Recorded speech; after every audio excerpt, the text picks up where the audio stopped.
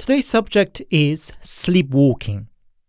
We all know what sleepwalking is, but actually we still do not really understand what causes it and how to cure it.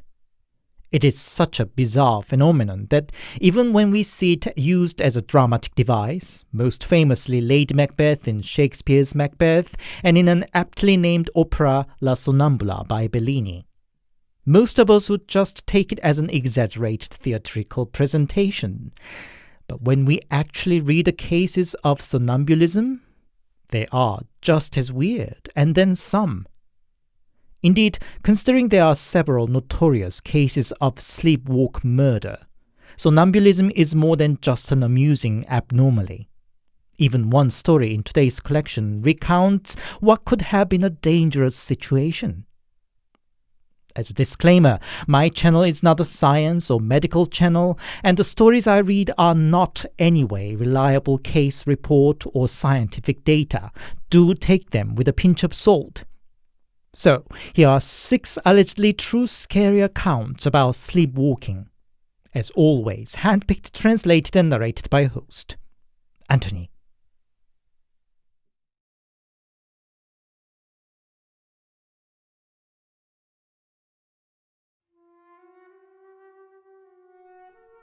I suffer rather a severe case of somnambulism. It is my little brother who witnessed the first serious episode of my sleepwalking. It was when we both were little. One night, we two were home alone. I don't remember exactly, but my parents couldn't come back home for some urgent issue. We stayed up late watching TV till 2 in the morning and dozed off on the sofa in front of the TV. My brother was woken up by me getting up. He opened his eyes and saw me going into parents' room. He followed in and found me bowing towards mom's piano repeatedly. "What you doing?" brother asked. "Come, join me," was my reply. Probably because my brother was little, he just joined me without further question and bowed to piano with me. And then the next moment, I set myself on the chair, cross-legged, looking smug. "Now, what are you doing?" brother asked again, and this time I reacted with slapping his face. Brother got pissed. He went out to the living room and tried to just sleep again.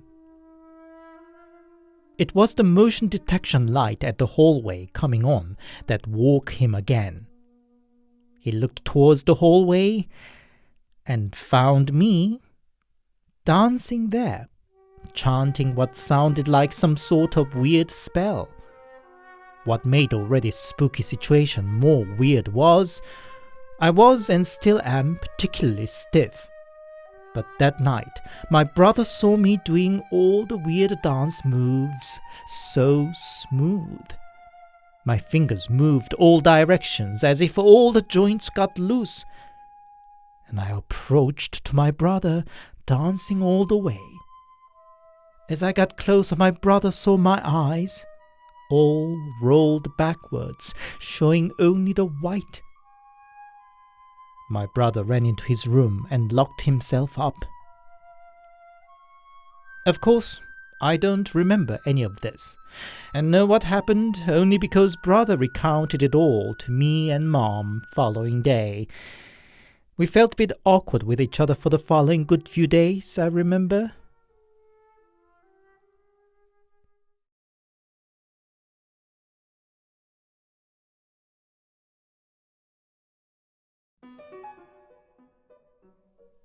It all started happening just 2 weeks ago. I'm currently studying in a foreign country, and 2 weeks ago my girlfriend came to visit me. The local German restaurant threw an Oktoberfest party, so I and she went there and ate and drank a lot. Maybe too much, because my memory stops from the moment we got off the taxi back to my lodging. Following morning, girlfriend was pissed about me. "I'm really disappointed with you," she said to me. I had no idea why. But according to her, back in my room and in bed, I said to her that I saw the future and predicted the girlfriend's parents were going to die in a plane crash and other almost curse-like stuff. I, hand on my heart, had no memory of any of that. I just explained it away that I must have been too drunk and it was all alcohol talking. But girlfriend wasn't convinced. Unlike any other previous occasions when I was drunk, she saw me take a shower, brush my teeth, and even change into pajamas before coming to bed, and all the while I looked perfectly steady and lucid too. And the following morning, girlfriend was even more pissed. All I remember was going to bed, falling asleep till I woke up in the morning, but girlfriend claimed that I tried to make out with her the previous night. But then I stopped in the middle and said, "I'd better not. I have a hunch that I would get you pregnant if we did it tonight." Now I couldn't even use alcohol as an excuse because I didn't drink at all the previous night. Anyway, girlfriend was so angry she wouldn't have listened to me even if I had tried. She accused me that I was playing a naughty prank to scare her. But to be honest, now I was more scared. To my relief, nothing much more happened for the last 2 nights with a girlfriend, and she's safely back to Korea. Problem is, I also started to notice something was off. The other night, I definitely left my phone hooked to the charger, but the following morning, I found it next to me, with a record that I tried to call a strange number. Or just last night, because it's chilly nowadays, I slept with the heater on and windows all closed. And this morning, I found the windows all wide opened. I don't think I ever suffered sleepwalking even in my childhood. Why is this happening to me now?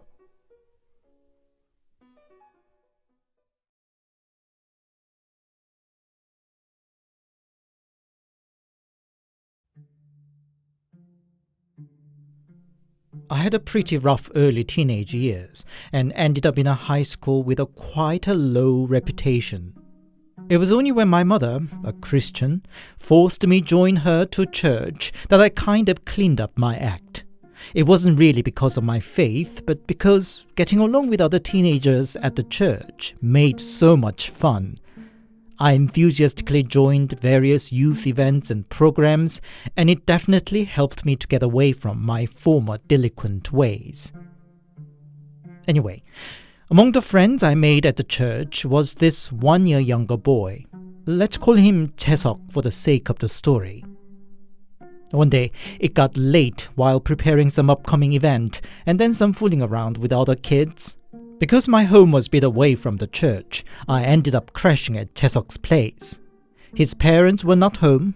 Both of them worked in construction and were often away, I was told. And just Chaesuk's sister was home. We all went to bed.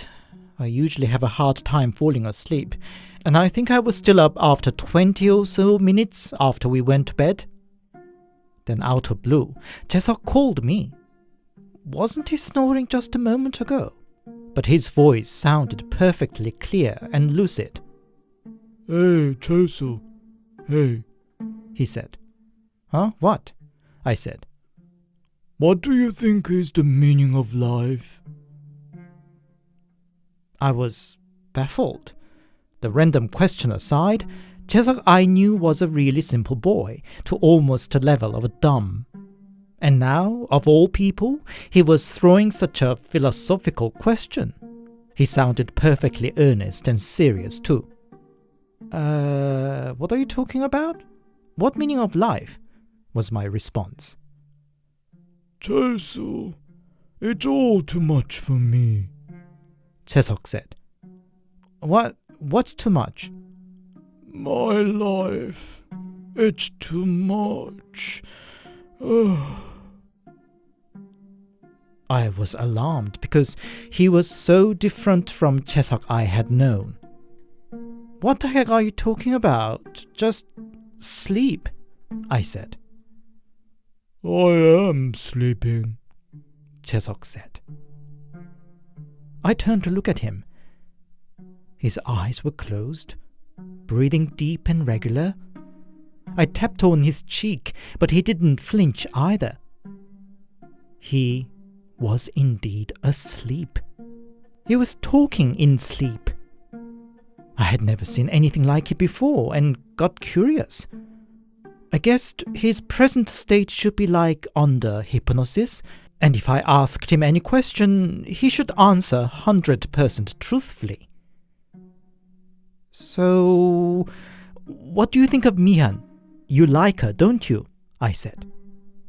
Who? Mihan? Chaesok said. Yeah, Mihan, at our church. You like her? Who is she? What do you mean who? You know Mihan. We saw her this evening too. I don't know her. It left me somewhat uncomfortable. Mihan was one of the gang of friends in the church, and we saw each other almost daily. I sat up on bed. Time was now well past midnight and all was quiet around, but I was now wide awake. You know Mihan though. We see her every day at church. I can see you fancy her too. I don't know who that is. You son of... Do you even know who I am then? You are Chelso. Thank God. At least he still knew who I am. Right. Then, do you know Minchul? Minchul was also one of our close circle of friends. Minchul? Who is that? Chaesok in front of me, denying the knowledge of our closest mutual friends, didn't feel like the Chaesok I knew. This sense of uncanny valley, the fact that the person I'd known so well suddenly turned into somebody else, verged to the realm of terrifying. I didn't know what to do. I couldn't dare to ask him anything further for the fear of what his answer may be, nor could I just ignore and try to sleep. Should I wake him up? If I could, I'd rather just get out of there. I moved quietly to turn on the light in the room. What are you doing? Chaesok asked, and I almost gasped. Where are you going? Chaesok asked as if he saw everything, though his eyes were still closed. I didn't know what to say, and was just frozen stuck there with my one leg out of bed. And then Chaesok stood up without any preparatory motions. He just sprung up straight. I almost fell back on bed with a shock. But he just walked out of the room regardless, with his eyes still closed. He left the door opened so I could still see what he did. He walked around the sofa, round and round and round. Every time he passed near the balcony door, I could see his eyes were firmly closed by the light from the street lamp outside. And I think I just watched on that weird march for good 10 minutes. And then he stopped, sat himself on the sofa with his head lowered down like a man in a deep thought. All I could do was watching on. Then Chaesok's sister came out, probably on her way to bathroom. She saw Chaesok on the sofa, and she, ever so calmly, went up to him and shook him up. Chaesok woke up, and his sister calmly told him to go back to bed. I still was scared and wasn't sure what was going on, so as soon as he got back in the room, I turned on the light. "Hey," I said. Are you still up? Chaesok said so nonchalantly. "What was that all about? What's wrong with you?" What? "You scared me to death. Are you Chaesok I know?" What are you talking about? I'm tired. Talk to me in the morning. Taesuk just fell back to sleep. And I eventually also did, but couldn't dare to turn off the light in any case. In the morning, he explained he was a sleepwalker. He visited the doctor and all that, but there was no particular cure. One time, he went to bed as usual and woke up from chills to find himself sitting outside in the playground nearby. Imagine, he walked 2 flights upstairs to the outside and all the way to the local playground with his eyes closed and asleep all the while. On his part, it should be an unfortunate symptom or illness, but for me, that night was really the scariest night I've ever had.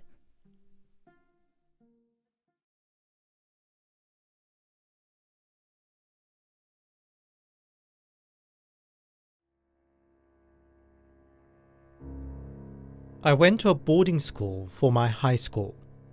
It wasn't anything fancy. In fact, the facility was not only old and spooky, but also remote with nothing around, not even a corner shop. Anyway, first year there, I shared a dorm room with a mate. One night, I had a hard time falling asleep and opened my eyes, and straight met a roommate's eyes looking down on me, standing next to my bed. Even in the dark room, I still remember those eyes. I'm easily scared, so the following morning I complained to him hard, but he claimed he didn't do anything like it. I didn't know anything about somnambulism then, so I just thought the naughty mate was pulling my legs. A month passed. One night I woke up in the middle of the night needing to pee. This shabby dorm building had the toilets on the ground floor only, so I had to walk along the creepy dark hallway and stairs to get there. But the real surprise was waiting in the toilet, because my roommate was there, pissing, not even bothering to turn on the light. "Oh, shit, you scared me. Why didn't you turn on the light?" I said. But he didn't say anything. And while I was peeing, he just watched on from behind, which of course made me very uncomfortable. Then, instead of going back to our room, he went outside and started rolling about on the ground, moaning and crying. Then, once again, without a word, he came back in, headed upstairs, but went into other mate's room. When he came out again, he was holding 2 phones. Around the time, there were several reports of personal stuffs going missing in the dormitory. The school authority considered it might be a robber from outside, but it was none other than my roommate. Roommate went outside again and buried the 2 phones in the ground, and then finally went back to his bed. I was scared to death witnessing all that. Following morning, I digged around the spot and found a phone, a wallet, and some other stuffs there, all that were reported having gone missing. Only later, my mate finally explained that he had a severe case of somnambulism. He was once even found a good 3-hour distance away from home, walking barefooted. It is a scary stuff.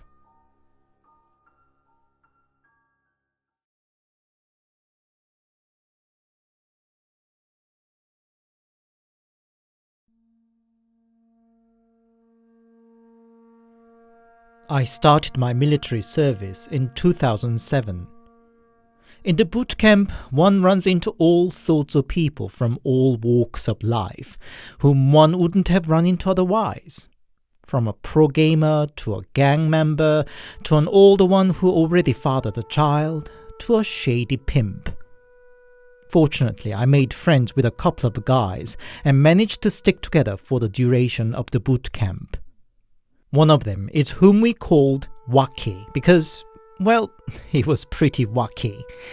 He claimed he had some spiritual sensitivity, not strong enough to see spiritual presence, but enough to sense it somehow.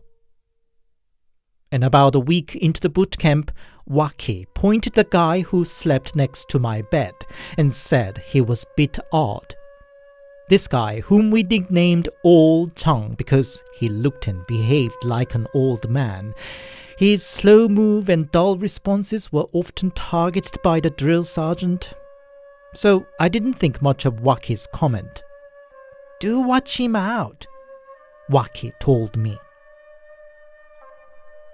Then one night, after another long, exhausting day, I was deep in a sleep. But then my eyes just popped open. And just then, Ole Jung next to me also sat up on his bed. Maybe he needed to pee? But then... Anybody there? Help me. Ah! Ah! His totally uncalled for scream alerted not just me. The duty officers all ran in and asked me what happened. How the heck would I know? I just mumbled, "I think he's sleep-talking." But he sounded much too clear for it to be a sleep talk. Following day, I took Wacky to one side and asked if last night's incident was what he meant by Ole Jung being odd. Wacky said he didn't foresee that either.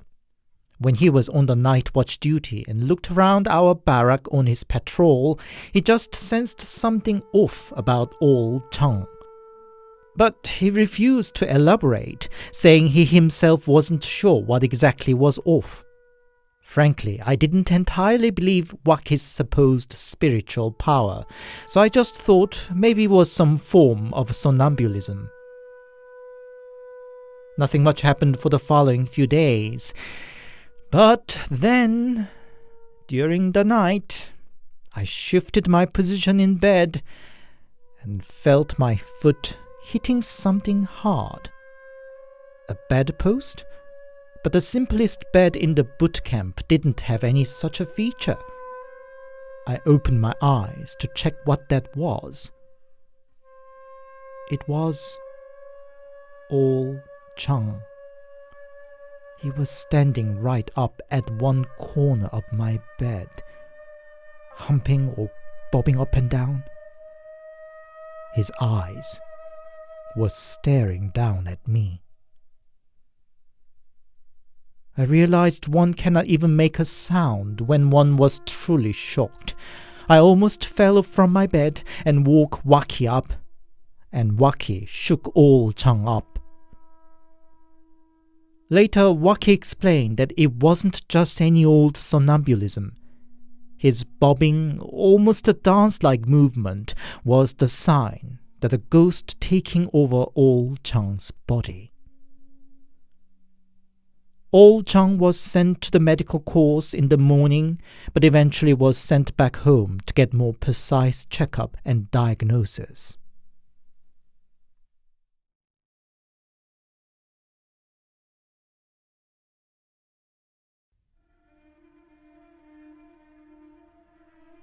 At first, I didn't even understand what was going on. I was 14 then, and was staying up late preparing for the midterm. Past midnight, my older brother, who went to bed before me, suddenly bursted into my room and started searching for something wildly, throwing stuffs out from the drawers. "Where is it? Where did you hide it? You son of a bitch!" he shouted.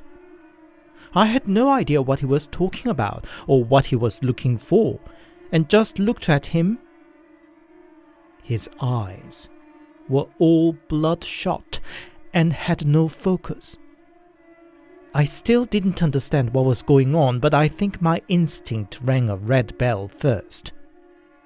"I left it under your bed," I said. It wasn't anything I thought through, but just came up. Indeed, brother went to his room, and I went straight to my parents to wake them up. When we went to brother's room, he was still searching for whatever. Dad shook him up and told him to sleep, and he said okay and went to bed. That night I was so scared that I slept in my parents' room. I witnessed my brother's sleepwalking incidents 5-6 times more, and the scariest one went as the following. That evening we played computer game into late night till we got too tired to play on. We lie down on his bed together, and I was about to doze away. "Why did you eat my ice cream?" Brother said abruptly. What ice cream? I said. Brother sat up on bed and shouted, "Give me back my ice cream, you son of a bitch!" I realized he was having yet another episode of somnambulism, so quickly said, I'm sorry, I'll buy you one tomorrow." To that, brother said, "Okay," and then lied back down. Another bullet dodged. I sighed of relief and closed my eyes. But brother sat up again and shouted, "You're eating mine again, sneaky bastard!" No, I didn't. It's still in the freezer, I said. And brother lied back down again. I was pretty distressed and almost scared, but then I was so tired too, and tried to sleep, hoping that was it. But then, I just felt like I should open my eyes for no reason. I popped them open and saw my brother standing next to bed, staring down on me. If I had a feeble heart, it would have just stopped that moment. I screamed, jumped out, and ran to my parents, turning lights on the way. When we went back to brother, he was still standing there by the bed. In his hand, he was holding a knife. Dad slapped his face to wake him up, and brother said he had no memory of anything. Fortunately, nothing more serious happened so far, but I must say I'm scared of my brother's somnambulism much more than any ghost.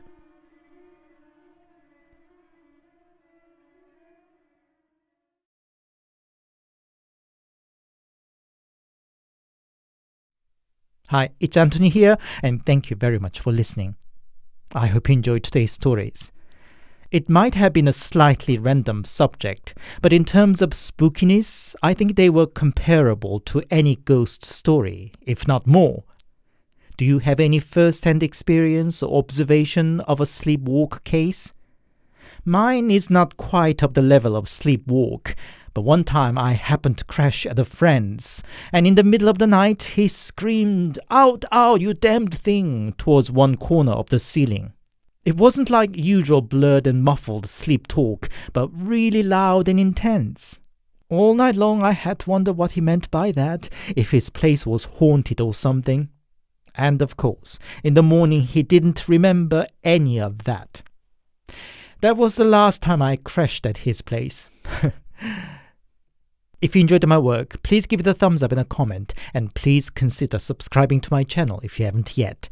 If you'd support me more directly, I also have a Buy Me a Coffee account, or if you'd prefer, there's also a Super Thanks option on YouTube for a small donation. In whichever form, your support means huge for my tiny channel. Thank you. Until next Sunday, stay safe and take care.